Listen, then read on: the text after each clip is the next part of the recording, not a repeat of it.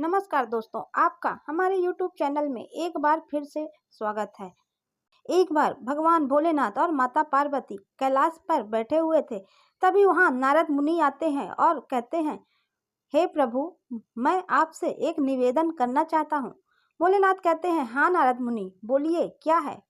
तब नारद मुनि कहते हैं, हे प्रभु, मेरे कुछ प्रश्न हैं, आप उनका जवाब दे दीजिए। तब भोलेनाथ कहते हैं, हाँ नारद मुनि, पूछिए। तब नारद जी कहते हैं कि हे प्रभु, सबसे बड़ा धोखा स्त्री देती है और वह किस समय पर देती है, किन स्थानों पर देती है। सबसे बड़ी विश्वासघाती और पापी स्त्री होती है इस संसार में। यह बात कितने हद तक सत्य है, मुझे यह जानना है। तब भोलेनाथ कहते हैं, हे नारद मुनि, आपका यह प्रश्न बहुत ही महत्वपूर्ण प्रश्न, यह प्रश्न पूरे मानव कल्याण के लिए बहुत ही महत्वपूर्ण है। नारद जी की बात सुनकर अब माता पार्वती भी भोलेनाथ के मुंह से वह सब बातें बड़े ध्यान से सुनने लग जाती हैं। भोलेनाथ जी कहते हैं कि मैं इसे आपको एक कहानी के माध्यम से सुनाऊंगा। उस कहानी में बहुत ज्ञान छुपा है। इस ज्ञान को पाने के लिए हम लोग दर दर भटकते रहते हैं, तरह तरह की कहानियां सुनते हैं, लेकिन आज वही ज्ञान इस कहानी में आपको मिल जाएगा। इस कहानी को आप ध्यान से सुनिएगा। यह कथा सुनने के बाद आपके जीवन में खुशियां आ जाएंगी, आपके जीवन से गरीबी मिट जाएगी, यह विश्वास के साथ कह सकता हूँ। तब नारद मुनि कहते हैं, हे भोलेनाथ, मुझे आप वह कहानी सुनाइए, मैं वह कहानी अवश्य सुनूंगा। तब माता पार्वती कहती हैं कि हे प्रभु, आप कैसे साबित कर सकते हैं कि इस संसार में स्त्री सबसे बड़ा धोखा देती है और किस समय पर देती है, किन किन स्थानों पर देती है।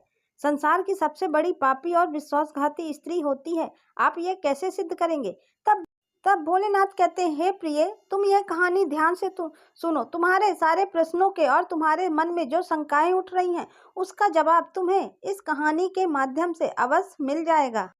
फिर भोलेनाथ कहते हैं, ध्यान से तुम इस कहानी को सुनो। भोलेनाथ के कहने पर माता पार्वती और नारद मुनि भोलेनाथ के मुख से वह कहानी सुनने लगते हैं। एक राज्य में एक उग्रसेन नाम का राजा राज करता था। उस राजा के 4 बेटे थे और उसके चारों बेटे बहुत ही ज्यादा बहादुर और बड़े ही प्रतापी थे। लेकिन प्रभु सबसे बड़ा बेटा, जिसका नाम विश्वजीत था, वह न केवल प्रतापी था बल्कि दिखने में भी बहुत सुंदर था। उसके सबसे बड़े बेटे विश्वजीत की पत्नी रत्नावती थी, जो देखने में बड़ी ही सुंदर और बड़ी ही स्वरूप थी। वह अपने आगे किसी दूसरी स्त्री को सुंदर नहीं मानती थी। एक दिन की बात है, राजा उग्रसेन ने अपने बेटे विश्वजीत के लिए किसी बात पर नाराज होकर अपने राज्य से उसे निकाल देने का आदेश दे दिया। राजा की ऐसी बातें को सुनकर सभी इस बात को लेकर बड़े चिंतित हो गए। इधर उसके बाद में फिर विश्वजीत अपने महल में आ गया और अपने महल में जाकर के वह बड़ा ही हताश और निराश हो गया। उधर विश्वजीत को उदास देखकर विश्वजीत की पत्नी ने पूछा, स्वामी, आखिर आप इतने हताश निराश क्यों हैं? आखिर आपको कौन सा दुख है? आखिर आपका चेहरा इतना मुरझाया हुआ क्यों है? आपका चेहरा इतना क्यों मुरझा गया है? आप इतने चिंतित क्यों दिख रहे हैं? तब उसी समय पर विश्वजीत सोचने लगा, मैंने बहुत बुरा किया, मैंने बड़ा गलत किया है। और वह अपने मन की सारी बातें अपनी पत्नी रत्नावती को बताने लगता है। रत्नावती को सारी बातें समझ आ जाती हैं। विश्वजीत की बातों को सुनकर के उसकी पत्नी उसी समय पर मूर्छित हो जाती है और जब वह मूर्छित हो जाती है तो विश्वजीत बड़ा घबरा जाता है और फिर उसके मुंह पर वह जल के कुछ छींटे डालता है और सोचने लगता है कि मैंने बहुत बड़ा गलत कर दिया। इसको यह बात बताकर मैंने बहुत बड़ी गलती कर दी। कहाँ यह फूलों से पल और कहाँ मैंने इतनी गंभीर बात इसे बता दी। इसके हृदय को बहुत आघात लगा है। अब राजकुमार विश्वजीत उसको जल के छींटे डालता है। तभी जाकर के रानी रत्नावती को होश आ जाता है और जब वह होश में आती है तो रत्नावती अपने पति विश्वजीत से कहने लगती है, आप मुझ दासी को छोड़ करके प्रदेश के लिए चले जाएंगे तो फिर भला मैं आपके बिना कैसे जी पाऊंगी स्वामी? मैं भी आपके साथ ही जंगल में चलूंगी। अपनी पत्नी की बात सुन करके तब राजकुमार विश्वजीत कहता है, हे प्रिय, आखिर तुम मेरे साथ कैसे चल सकती हो? क्योंकि तुम्हें पता नहीं है, दूसरे राज्यों में अनेक प्रकार की मुसीबतें और संकट होते हैं। तुम इतने अच्छे, सुंदर और नरम नरम महलों में रहने वाली हो, तुम गलीच पर चलने वाली हो, महलों के बिना इस मुसीबत को कैसे बर्दाश्त कर पाओगी? फिर राजकुमार विश्वजीत की बात को सुन करके रानी रत्नावती कहने लगती है, स्वामी, मैं कितने भी दुख और परेशानी हो, मैं आपके साथ दूसरे राज्य में आऊंगी। ऐसा सब हमारे साथ होते हुए भी हमें सुख से अधिक सुखमय लगेगा।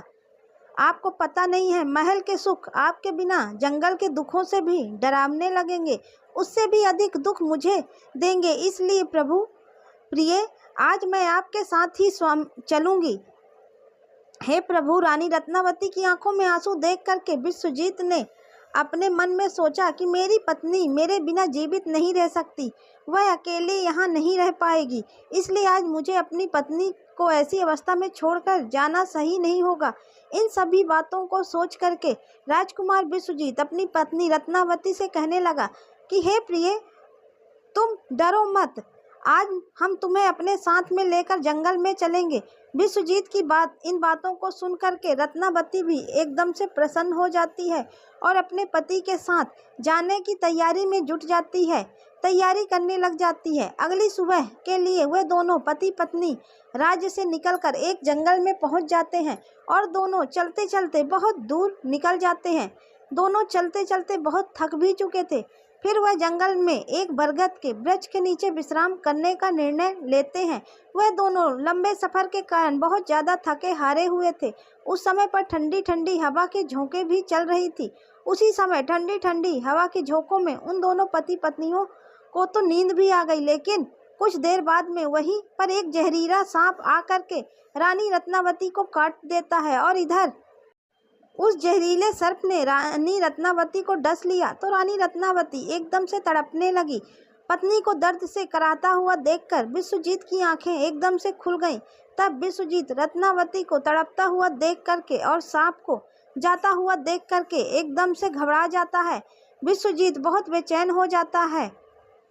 आंखों के सामने उसकी पत्नी की मृत्यु हो गई। इस प्रकार से अपनी पत्नी को मरा हुआ देख के विश्वजीत ऊंचे ऊंचे स्वर में विलाप करने लगा। उसका रोना धोना सुन करके जंगल के शेर, भेड़िए और आदि जानवर उसे खाने के लिए आने लगे। फिर राजकुमार विश्वजीत ने अपने दिल पर पत्थर रख के यह निश्चय कर लिया कि इस जंगल में मेरी जीवन संगनी ही मर गई तो फिर भला मैं जीकर क्या करूँगा। आज मैं अपनी पत्नी के बिना इसी जंगल में अपने प्राणों को भी त्याग दूंगा। ऐसा निश्चय करने के बाद से फिर वह अपनी पत्नी की लाश के ऊपर से उठ जाता है और जंगल में जा कर के सूखी लकड़ियों को इकट्ठा करने लगता है और लकड़ियों को इकट्ठा करते करते रो रो कर कहता है, मैं भी आज अपनी पत्नी के साथ में जल कर के मर जाऊंगा। समय पर वहाँ से संत वनहा गुजर रहे थे। जब वह दिव्य संत विश्वजीत को रोते हुए देखते हैं तो वह कहने लगते हैं, पुत्र, तुम क्यों रो रहे हो? इस भयानक जंगल में तुम क्यों विलाप कर रहे हो? अगर तुम ऐसे ही रोते रहे तो जंगल के जानवर तुम्हें अपना भोजन बना लेंगे। तुम्हें किस बात का दुख है? तुम क्यों रो रहे हो? तब वह राजकुमार विश्वजीत उन साधु से कहता है कि हे महात्मा, मैं राजकुमार विश्वजीत हूँ और मैं राजा उग्रसेन का बेटा हूँ। मेरी पत्नी को यहाँ पर एक जहरीले सर्प ने डस लिया है, जिससे मेरी पत्नी की मृत्यु हो गई है। महात्मा, मेरी पत्नी बड़ी चरित्रवान थी, बड़ी प्रतिवता थी। वह मुझे बहुत प्रेम करती थी और मेरे साथ आने के कारण उसकी मृत्यु हो गई है। हे महात्मा, ऐसी पत्नी मुझे दोबारा नहीं मिल सकती है। ऐसी चरित्रवान स्त्री मुझे दोबारा इस संसार में कभी नहीं मिल सकती है। इसलिए हे महात्मा, मैं भी अपनी पत्नी के साथ में भी अपने प्राण त्याग दूंगा। मैं भी उसके साथ ही अपनी जान दे दूंगा। महात्मा, मेरे पिता ने मुझे अपने राज्य से निकाल दिया और इसलिए मेरी पत्नी इस जंगल में मेरे साथ आई थी और उस जगह पर आते आते उसे सांप ने डस लिया। इसकी वजह से मैं भी, अगर वह मेरे साथ ना आती तो शायद आज वह जीवित होती। महात्मा कहने लगे कि राजकुमार, तू बहुत ही बड़ा मूर्ख है और अज्ञानी भी है।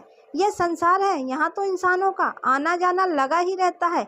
इस संसार में जितने भी मनुष्य आए हैं वह सभी मनुष्य के लिए शरीर को त्यागना ही होता है। इस बात को सभी जानते हैं। इस संसार में जो भी आता है वह अकेला आता है, कोई भी किसी के साथ में नहीं आता है और ना ही कुछ लेकर जाता है और ना ही कोई किसी के साथ जाता है। फिर भी तुम आज मूर्खों की तरह मेरे सामने खड़े होकर के बातें कर रहे हो।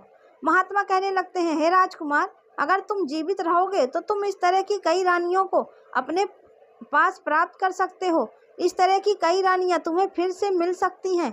आज तुम मेरी बात मान लो और अपने प्राण त्याग रहे हो तो मत त्यागो। तब राजकुमार कहने लगता है कि महात्मा, मैं अपने प्राण जरूर दूंगा। ऐसी रानी मुझे इस संसार में दोबारा नहीं मिल सकती है। मेरी रानी बहुत ही चरित्रवान और प्रतिभाता थी। तब महात्मा कहते हैं, हे राजकुमार, आज तुम मेरे कहने पर मरने का विचार त्याग दो। तुम्हें मालूम नहीं है, इस मानव शरीर को पाने के लिए देवता भी दिन रात बहुत ज्यादा इच्छुक होते हैं। तो फिर आप जानबूझकर इस शरीर को नष्ट क्यों करना चाहते हो? इस प्रकार से उस महात्मा के शब्दों को सुनकर राजकुमार कहने लगता है कि हे महात्मा, आपने जो कुछ भी कहा है वह सत्य है, लेकिन इतनी बड़ी प्रतिव्रता पत्नी मुझे किसी भी जन्म में नहीं मिलेगी। इसलिए आज अपनी पत्नी के साथ में ही चलकर मैं मरना चाहता हूँ। फिर उसके बाद मैं उस महात्मा ने विश्वजीत के विचार को सुनकर पूरी तरीके से जान लिया कि यह जीवित नहीं रहेगा। राजकुमार अपनी पत्नी के बिना नहीं रह सकता है। तब महात्मा विश्वजीत कहने लगे, हे राजकुमार, तेरी पत्नी को जीवित करने का केवल एक ही उपाय है। अब तू मेरी बात को बड़े ध्यान से सुन। यदि तू उपाय को कर सकता है तो तेरी पत्नी पहले की तरह ही जीवित हो सकती है। तब विश्वजीत महात्मा की बात को सुन करके जवाब देने लगता है। कहता है, महात्मा, अब जो कुछ भी कहेंगे वह सब कुछ करने के लिए तैयार हूँ। कृपया करके मेरी स्त्री को आप जीवित कर दो। तब महात्मा ने जवाब दिया कि राजकुमार, तुम्हारी रानी की जो आयु थी वह केवल 20 वर्ष की थी, जो कि इसने इतने लंबे सफर में उसे बिता लिया। इसके बदले तेरी जो उम्र है वह 70 वर्ष की है। इसमें अभी तेरी आयु भी 30 वर्ष बीत चुकी है। तेरे जीवन में भी अभी 40 वर्ष बाकी है, यानी कि तुझे 40 साल और जीने का अवसर है। यदि तू अपनी पत्नी को आधी उम्र समर्पण कर देता है तो तुम दोनों की उम्र जो है वह एक समान हो जाएगी। यदि तुम इस बात को मान लो तो इस बात पर तैयार हो जाओ तो तुम्हारी पत्नी जल्द ही जीवित हो जाएगी। इस तरीके से उस महात्मा की बात को सुनकर राजकुमार विश्वजीत कहने लगता है कि तुम्हारी बातों को मैं मानने के लिए तैयार हूँ। फिर उसके बाद में महात्मा विश्वजीत के हाथ में जल देता है और उस जल को रानी के पैरों में डालने के लिए कहता है और कहता है कि तुम संकल्प लो कि मैं अपनी 20 वर्ष की आयु मैं रानी को दान करता हूँ। अब वह जैसे ही राजकुमार विश्वजीत ने यह संकल्प लिया कि वह अपनी 20 वर्ष की आयु अपनी पत्नी रत्नावती को दान कर रहा है, उसी वक्त दिव्य संत कहने लगे कि हे राजकुमार, पहले मेरी एक बात को बड़े ध्यान के साथ में समझ लो। इसमें तुम्हें गुप्त रहस्य ही मिलेगा जिसे समझना तुम्हें बहुत ज़्यादा जरूरी है। अभी तो तुझे अपनी पत्नी की आवश्यकता है। तुम जल को डालकर उसे बचा सकते हो, लेकिन भविष्य में यदि अपनी पत्नी की आवश्यकता नहीं पड़ती है तो अभी कुछ नहीं बिगड़ा है। तुम अपने संकल्प को वापस ले सकते हो और जब तक तुम उस संकल्प को वापस ले लेते हो तब उसी क्षण में तुम्हारी पत्नी की मौत हो जाएगी। उसी क्षण इसकी मृत्यु निश्चित है। परंतु राजकुमार, एक बात को तुम हमेशा याद रखना, इस संकल्प को वापस लेने की बात अपनी रानी से कभी मत कहना, नहीं तो तुम अपने संकल्प को वापस नहीं ले सकोगे। वह महात्मा कहते हैं कि हमेशा याद रखना, मनुष्य को जीवन में कुछ बातें छुपा के रखनी चाहिए, क्योंकि कभी कभी यह बातें कुछ काम आ सकती हैं। तो ऐसा कहकर राजकुमार विश्वजीत ने अपनी पत्नी को 20 वर्ष आयु दान दे दी। राजकुमारी रत्नावती वहां पर उठकर बैठ खड़ी हो गई। उधर वह महात्मा वहां से अदृश्य हो गए। उसी क्षण राजकुमार विश्वजीत अपनी पत्नी से कहता है कि हे प्रिय, आप तो सो गई थी, मैंने आपको नहीं जगाया। फिर उसके बाद विश्वजीत अपनी पत्नी से कहने लगा, तुम बहुत ज़्यादा थकी हुई थी, इसलिए मैंने तुम्हें नहीं जगाया।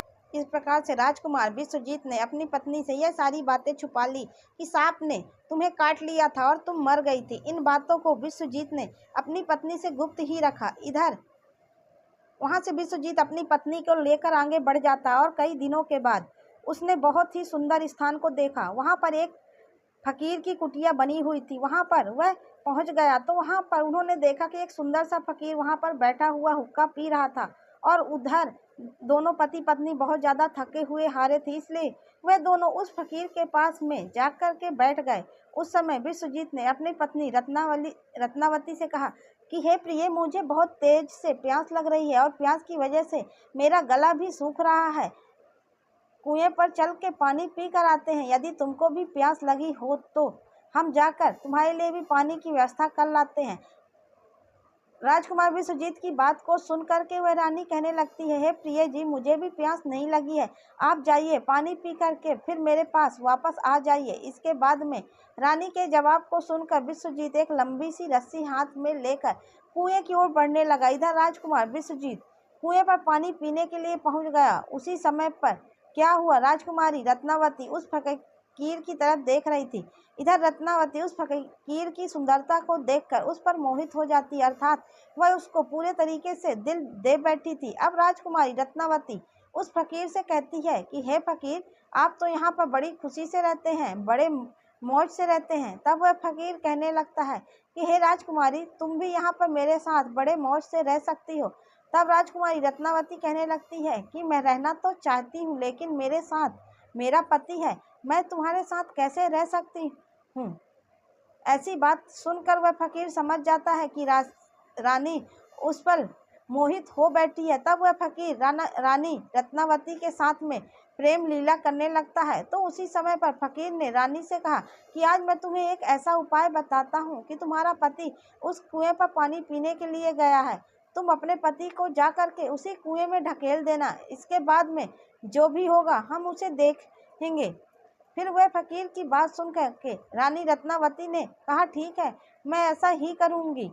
अब इतनी ही देर में राजकुमार विश्वजीत से पानी पी करके अपनी पत्नी के पास आ गया। तो उसी क्षण राजकुमारी रत्नावती भी कहने लगी कि जी, मुझे भी बहुत तेज से प्यास लग रही है, प्यास की वजह से मेरा भी गला सूख रहा है, आप वापस चलकर मुझे भी पानी पिला दो। उसी वक्त पत्नी की बात को सुनकर राजकुमार विश्वजीत कहने लगा कि प्रिय, मैंने तुमसे जाने से पहले ही पूछा था और तुमने पानी पीने से मना कर दिया था। यदि तुम्हें प्यास लगी थी तो मैं अभी कुएं पर जाकर तुम्हारे लिए पानी का प्रबंध करके आता हूँ। पत्नी से इतनी बातचीत करने के बाद में विश्वजीत कुएं पर पानी लेने के लिए चला गया। तब रानी भी उसके साथ में पीछे पीछे चल दी और कहने लगी, अब मैं यहाँ पर बैठकर क्या करूँगी, मैं भी आपके साथ पीछे पीछे चलती हूँ। राजकुमार विश्वजीत जो था वह अपनी पत्नी के प्रेम में बहुत बुरी तरह पागल था। फिर उसको यह कहाँ मालूम था कि मेरी ही पत्नी मेरे ही प्राण लेने के लिए मेरे पीछे पीछे आ रही है। स्त्रियों के क्रिया चरित्र को देवता भी समझ नहीं पाए हैं, तो आखिर मानो क्या चीज है। स्त्रियों के जाल में अच्छे से अच्छे, बड़े से बड़े बुद्धिमान भी फंस जाते हैं। अब राजकुमार विश्वजीत कुएं पर जाकर के पानी भरने के लिए बाल्टी नीचे डालता है। तो उसी क्षण राजकुमारी रत्नावती ने अपनी पति विश्वजीत को धक्का मार दिया और उसे कुएं में ढकेल दिया। और ऐसा करने के बाद में खुद लौट करके उस फकीर के पास में पहुंच जाती है और वह फकीर उस रानी को अपने साथ में लेकर एक राज्य में जाकर रहने लगता है। वहां पर वह दोनों ही बड़ी हंसी खुशी के साथ में प्रेम पूर्वक रहने लगते हैं। उस फकीर ने उस रानी रत्नावती को बहुत ही अच्छा सा नृत्य करना सिखा दिया था। अब वह रानी जो भी बहुत ही बड़ी नृत्यांगना बन गई, नगर में नाचने के मामले में सबसे ज़्यादा प्रसिद्ध हो गई। इसी तरीके से रानी के नृत्य रूप के कारण उस फकीर के पास में लाखों करोड़ों रुपए बन गए। आप तो रानी जो थी उस फकीर के पास में बड़े ऐसो आराम से मस्ती के साथ में रहने लगी। जिस समय रानी ने अपने पति विश्वजीत को उस कुएं में ढकेल दिया था, तब संयोग से उस समय को मे पर एक जंजीर में लटकी हुई थी। विश्वजीत ने कुएं में गिरते समय उस जंजीर को पकड़ लिया और उस जंजीर को पकड़ के लटका हुआ था। अब तो विश्वजीत उस कुएं में भगवान को याद करके सोचने लगा, हे प्रभु, क्या यही मेरे प्यार की सजा है। अब कुछ देर बाद में बंजारों की एक टोली वहां पर आ गई। उन बंजारों के झुंड में से एक बंजारा अपनी बाल्टी लेकर उस कुएं की ओर बढ़ने लगा। तो कुएं में नजदीक आकर के उसने अपनी बाल्टी उस कुएं में पानी भरने के लिए डाल दी। तब उसी समय पर विश्वजीत ने उस बाल्टी को अपने हाथों से पकड़ लिया। अब तो बंजारा इस दृश्य को देख करके एकदम से चौंक गया और उसने पूछा कि भाई, आखिर तुम कौन हो। तब राजकुमार विश्वजीत ने जवाब दिया, भाई, मैं बड़ी मुसीबत का मारा हुआ हूँ, कृपया करके मुझे यहाँ से निकालो और मेरी जान को बचा लो। यदि आज तुमने मेरी जान बचाई तो मैं तुम्हारा एहसान पूरी जिंदगी भर नहीं भूलूंगा। ऐसा कह के राजकुमार विश्वजीत उस बंजारे से प्रार्थना करने लगा। किंतु राजकुमार विश्वजीत की इस दुख और पीड़ा को देख करके उस बंजारे के मन में दया आ जाती है और वह सोचने लगा कि इंसान ही इंसान के काम आता है। और उसने विश्वजीत को उस कुएं से बाहर निकाल लिया और पूछा कि भाई, आखिर तुम कौन हो? आखिर तुम उस कुएं में कैसे गिर गए? मुझे अपनी कहानी बताओ। तब विश्वजीत ने जवाब दिया, भाई, मैं किस मुंह से अपना हाल आपको बताऊं? जो घटनाएं, जो मुसीबतें मेरे साथ में घटी हैं, भगवान न करे इस प्रकार की मुसीबतें किसी के साथ में घटें। फिर विश्वजीत ने जवाब दिया, यदि तुम मुझसे इन बातों को जानना ही चाहते हो, तो मेरी परेशानी को जानना ही चाहते हो, तो सुनो, मैं आपको अपना कथन सुनाता हूँ, अपनी आप बीती आपको सुनाता हूँ। मैं एक राजकुमार हूँ। मेरे पिता ने किसी कारण से मुझे अपने राज से निकाल दिया है, इसलिए मैं अपनी धर्म पत्नी के साथ इस जंगल में पहुँच गया और मेरी पत्नी और मैं एक दूसरे से बहुत ज़्यादा प्रेम करते थे। तब उसी समय पर जंगल में एक सांप मेरी पत्नी को काट लिया था। इससे मेरी पत्नी की मृत्यु हो चुकी थी। मैं उस जंगल में अपनी पत्नी के साथ अपने प्राणों को त्यागने जा रहा था। तब वहाँ एक महात्मा ने मुझ पर दया की और मेरी 40 वर्ष की आयु में से 20 वर्ष मेरी पत्नी को दान दे करके उसे जीवित कर दिया। फिर हम वहाँ से आगे के लिए बढ़ गए। अब कुछ दिनों के बाद मैं एक स्थान पर पहुँच गया जहाँ पर एक फकीर की झोपड़ी थी। वहाँ पर मुझे बहुत तेज प्यास लगी। मैंने पानी पीने के लिए कुएं पर पानी पीने वापस आ गया। मेरी पत्नी ने कहा अब उसे भी प्यास लगी और मुझे साथ लेकर कुएं पर पानी पीने के लिए आ गई। और इसी तरीके से मेरी पत्नी ने मुझे कुएं पर धक्का मार दिया। कुएं से पानी निकाल रहा था जब मैं, तो उसने मुझे पीछे से धक्का मार दिया। मैं लटकती हुई जंजीरों मेरे हाथ में आ गई, जिससे मैं कुएं में डूबने से बच गया। और फिर जब आप आ गए तो मैंने आपको आवाज़ दी, जिसके बाद आप मुझे कुएं से निकाल लिए और मेरे प्राणों की रक्षा की है। इस प्रकार से राजकुमार विश्वजीत ने बड़े उदास मन से अपनी आप बीती उस बंजारे को सुना दिया। फिर अपना कथन सुनाने के बाद राजकुमार विश्वजीत एकदम से चुप हो गया। उधर उस बंजारे ने राजकुमार विश्वजीत को उन बातों को सुनाया और अपनी रानी की करतूतों को सुना करके ही बड़ा निराश हुआ और कहने लगा, राजकुमार, किसी ने सच कहा है कि स्त्रियों के चरित्र को भगवान भी नहीं समझ पाया, तो आखिर मनुष्य यह कैसे समझ सकता है? स्त्रियों का चक्र भी कुछ ऐसा ही होता है, जिसमें फंस करके मनुष्य कुछ भी नहीं कर पाता है, वह बर्बाद हो जाता है। ऐसा कहने के बाद में उस बंजारे ने विश्वजीत के सिर पर अपना हाथ घुमाया और कहने लगा, भाई, तुम चिंता मत करो, भगवान बड़े ही दयालु होते हैं, वह तुम्हारी सहायता जरूर ही करेंगे। उस बंजारे ने कहा कि मित्र, अगर तुम चाहो तो हमारे झुंड में हमारे साथ रह सकते हो। तब बंजारे की बात को सुनकर विश्वजीत बंजारे के साथ में ही रहने के लिए सहमत हो गया। फिर उन बंजारों की सहायता से राजकुमार, जो कि उसी राज में जा पहुंचा जहां पर उसकी पत्नी रत्नावती और वह फकीर रहा करता था। उस राज को देखकर विश्वजीत बंजारे से कहने लगे, भाई, मेरी इच्छा है कि मैं कुछ दिन इस राज में रहना चाहता हूँ। तब बंजारे ने जवाब दिया, मित्र, तुम जैसा चाहते हो वैसे ही रह सकते हो, हमें कोई परेशानी नहीं है। फिर उसके बाद में राजकुमार विश्वजीत भूखा था, उस बंजारे से आज्ञा लेकर के राज्य में घूमने के लिए आया और काम की तलाश करने लगा। कुछ दिनों बाद राजकुमार की मेहनत और परिश्रम को देख करके उस राज्य के बड़े व्यापारी ने अपने यहाँ पर उसे नौकरी पर रख दिया। इस तरीके से राजकुमार विश्वजीत उस व्यापारी के यहाँ पर काम करना शुरू कर दिया और बड़ी मेहनत और लगन के साथ से अपने कर्तव्यों का निर्वहन करना शुरू कर दिया। राजकुमार की मेहनत को देखकर उस व्यापारी ने राजकुमार विश्वजीत को बड़ा ही सम्मान दिया और धीरे धीरे उस राजकुमार को अपने यहाँ काम का एक मुनीम बना दिया। अब वह राजकुमार विश्वजीत के दिन बड़े हंसी खुशी के साथ में कटने लगे। अब एक दिन उसी नगर के राजा के यहाँ पर राजकुमार विश्वजीत की जो पत्नी थी, वह नृत्य कला कर रही थी, वहाँ पर प्रदर्शन करने के लिए प्रस्तुत हो रही थी। प्रिय दर्शकों, जब राजा के यहाँ पर राजकुमारी रत्नावती का नृत्य होने वाला था, तब राजा ने उस शहर के सभी बड़े से बड़े व्यापारी अपने यहाँ पर नृत्य देखने के लिए निमंत्रण दिया था। राजकुमार रत्नावती की नृत्य की प्रशंसा पूरे नगर में हो रही थी। पूरे राज्य में वह सबसे बड़ी नर्तकी और सबसे प्रसिद्ध भी बन चुकी थी। तब सेठ राजकुमार विश्वजीत से कहता है कि मैं राजा के यहाँ पर नृत्य देखने जा रहा हूँ, अगर तुम भी दरबार में चलना चाहते हो तो चल सकते हो। तब राजकुमार विश्वजीत कहता है, क्यों नहीं, मैं भी इसी बहाने से नृत्य देख लूँगा, अगर मुझे भी तो पता चले कि इतनी खूबसूरत नर्तिका कौन है, इसकी पूरे शहर में चर्चा हो रही है। इस प्रकार से राजकुमार विश्वजीत अपने सेठ के साथ में राजा के दरबार में पहुंच गया। तब रानी ने एक अप्सरा के समान दरबार में अपना नृत्य प्रदर्शन किया और बड़े ही आनंद भरे स्वर में कई गानों को उसने प्रस्तुत किया। अब तो उसके गाने को सुन करके वहाँ पर जितने भी लोग थे वह बड़े ही आश्चर्य में आ गए और सभी सेठ और विद्वान लोगों ने भी राजा के दरबार में सभी समाज के लोगों ने उसके नृत्य की बड़ी ही प्रशंसा की। तब उसी क्षण राजकुमार विश्वजीत ने भी अपने हाथ से एक अंगूठी उतारी, इसमें एक हीरा जड़ा हुआ था। उसने उस अंगूठी को उतार करके रानी रत्नावती को भेंट कर दी।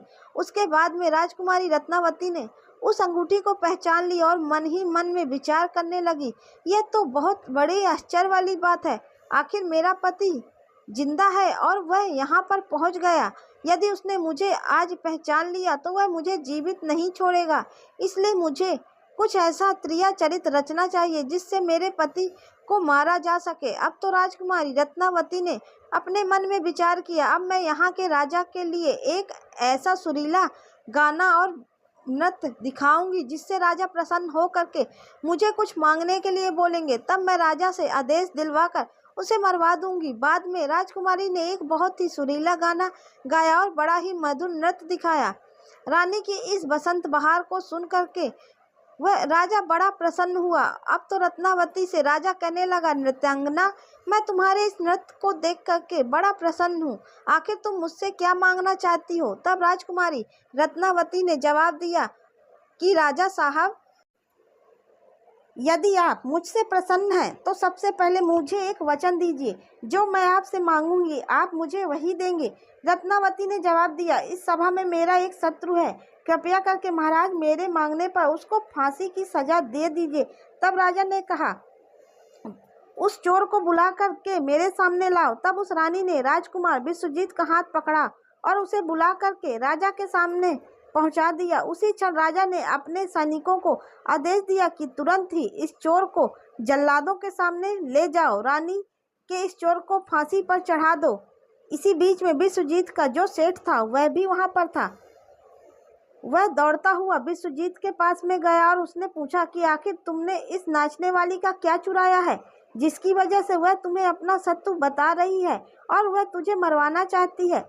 तब राजकुमार विश्वजीत ने अपने मालिक को जवाब दिया कि हे मालिक, मैंने उसका कुछ नहीं चुराया है, बस इस राजा को अब इतना समझा लो कि मुझे सजा देने के पहले मेरी दो बातों को गौर से सुन ले, हो सकता है मेरी जान बच जाए। अब तो विश्वजीत का मालिक इन बातों को सुन करके अपने सभी व्यापारियों से इस विषय में चर्चा करने लगा।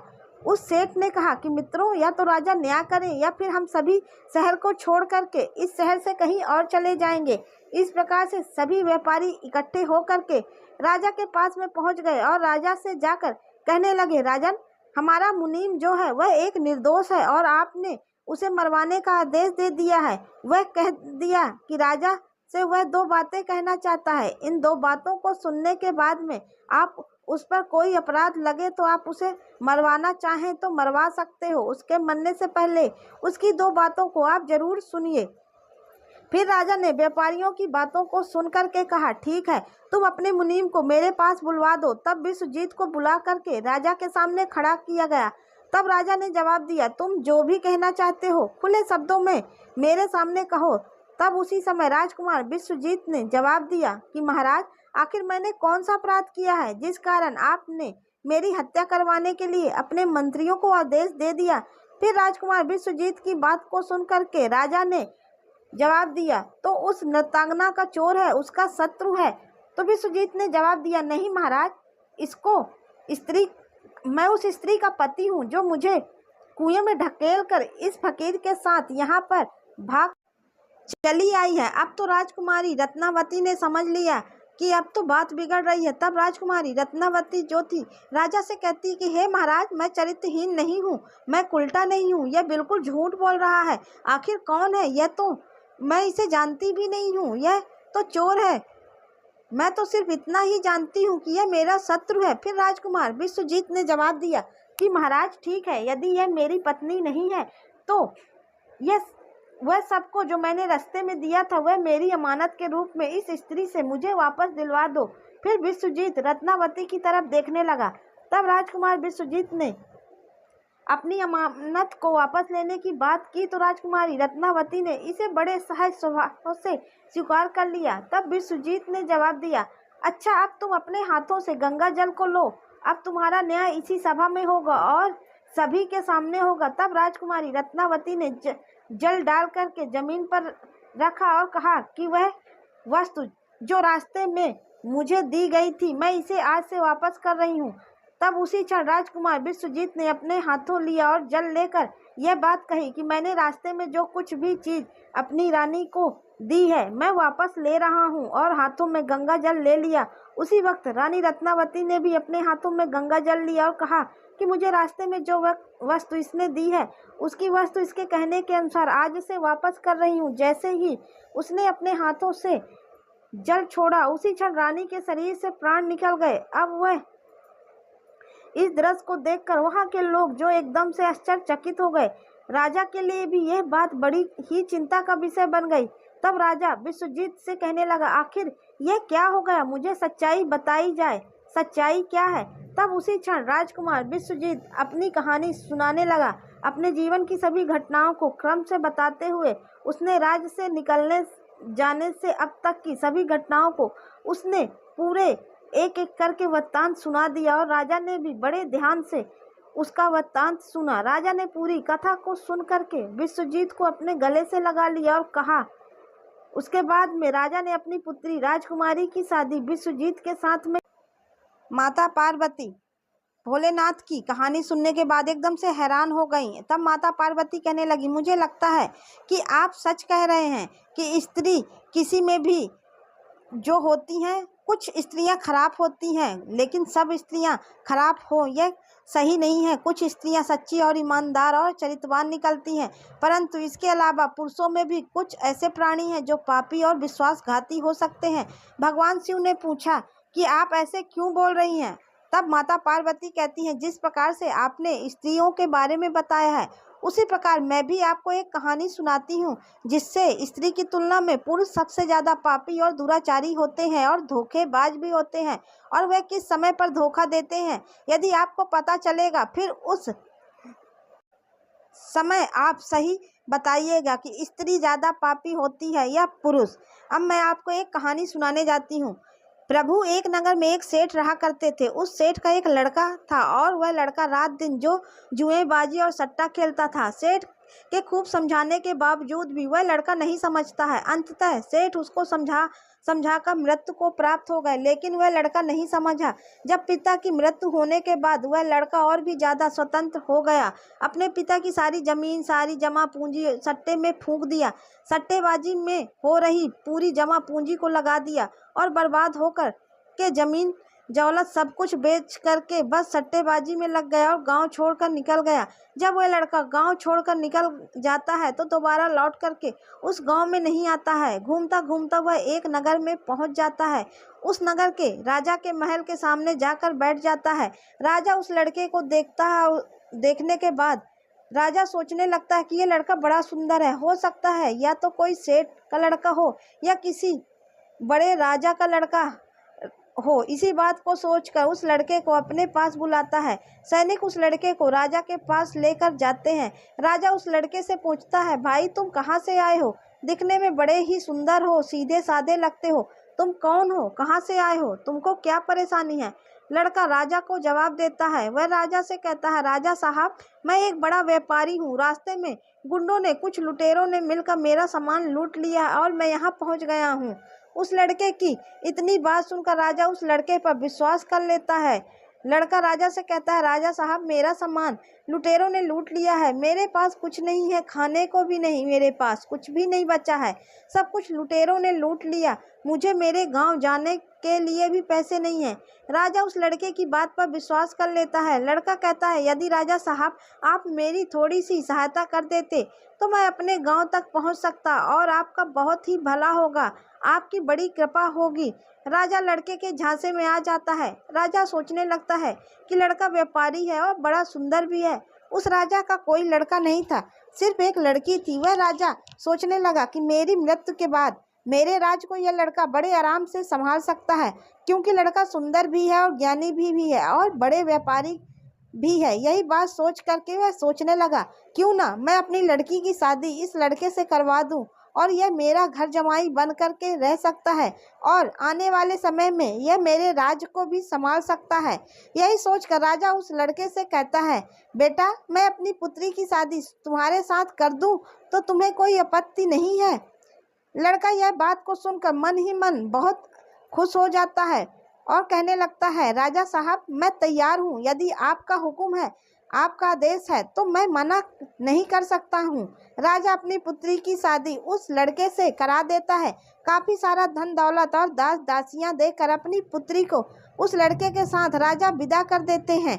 जब लड़का राजा की पुत्री को लेकर जाता है तो रास्ते में उन्हें एक जंगल पड़ता है। उस जंगल में वह लड़का उस राजा की पुत्री से कहता है, देखो अब तुम मेरी पत्नी हो और पत्नी का यह धर्म होता है कि वह पति की हर बात का पालन करे।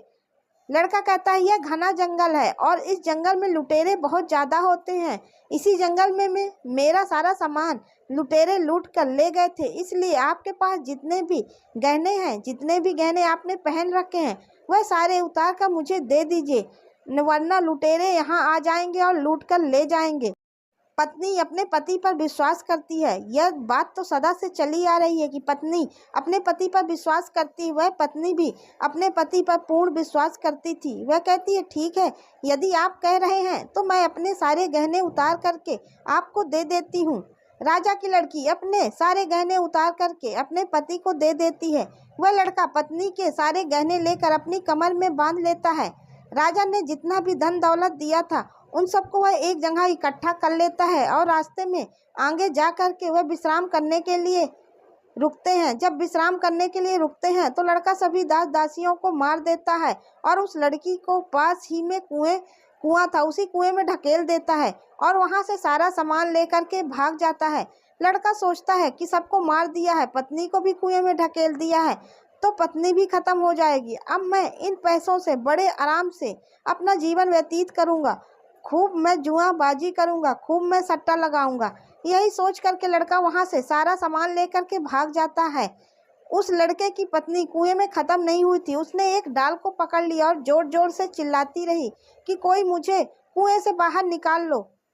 कुछ लोग वहां से जा रहे थे, उन लोगों ने उस लड़की की आवाज़ सुनी और उस लड़की को कुएं से बाहर निकाल लिया। लड़की वापस अपने राज्य में पिता के घर पहुंच जाती है और उस लड़की का पिता उस लड़की से पूछता और कहता है, पुत्री क्या हो गया, तुम वापस कैसे चली आई? वह लड़की कहती है, पिताश्री रास्ते में हमें कुछ गुंडे मिल गए थे और गुंडों ने हमारे साथ दुर्व्यवहार किया, सभी दास दासियों को खत्म कर दिया और मुझे कुएं में ढकेल दिया। मेरे पति का कोई पता नहीं है।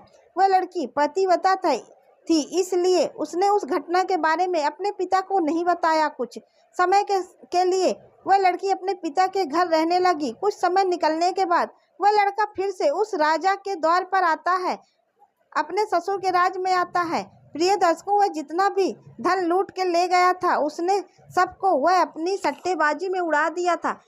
जब एक भी पैसा उसके पास नहीं बचा तो वह लड़का फिर से अपने ससुर के पास आता है। वह सोचने लगता है कि जाकर यह कहूँगा कि ससुर जी आप नाना बनने वाले हैं। इस बात को सुनकर ससुर जी मुझे फिर से बहुत सारा धन देंगे और इस धन से फिर से मैं अय्याशी करूँगा। यह सोचकर वह लड़का फिर से उस राजा के द्वार पर आता है, लेकिन उस लड़के को द्वार पर ही उसकी पत्नी मिल जाती है। वह लड़की अपने पति को देखकर पहले तो थोड़ा गुस्सा होती है और बाद में अपने पति को बुलाकर कहती है, देखो जी, मैंने अपने पिता को ऐसी कोई बात नहीं बताई। मैंने अपने पिता से यह कहा है कि हमें रास्ते में कुछ लुटेरों ने लूट लिया है और दास दासियों को मार दिया है और मुझे कुएं में ढकेल दिया है। और मेरे पति का कुछ पता नहीं है। यही बात आपको भी मेरे पिता से कहनी है। लड़का अपनी पत्नी की इस बात को सुनकर बड़ा खुश होता है। सोचने लगता है कि मेरी पत्नी तो वास्तविकता में पतिव्रता है, लेकिन कुत्ते की पूंछ को कितने वर्ष भी आप सीधा करके रखो, लेकिन वह टेढ़ी की ही टेढ़ी रह निकलती है। कुत्ते की पूंछ कभी सीधी नहीं हो सकती। इसी तरीके से यह लड़का भी कभी सीधा नहीं हो सकता। यह लड़का फिर से राजा के पास जाता है और पत्नी ने जो बात कही वही बात राजा से कहता है। लड़के की बात पर राजा विश्वास कर लेता है। लड़का अपनी पत्नी से फिर कहता है, देखो मैं आपको लेने के लिए आया हूँ। मुझे अपनी गलती का एहसास है। पता नहीं ऐसा क्या हुआ था मेरे साथ जो मैंने आपके साथ ऐसा व्यवहार किया, लेकिन मुझे अब मेरी गलती का एहसास हो गया। मैं आपको लेने के लिए आया हूँ। आपको कल सुबह ही प्रातःकाल ही यहाँ से लेकर जाऊँगा। आप तैयार रहिएगा। अब आप जाकर सो जाइए।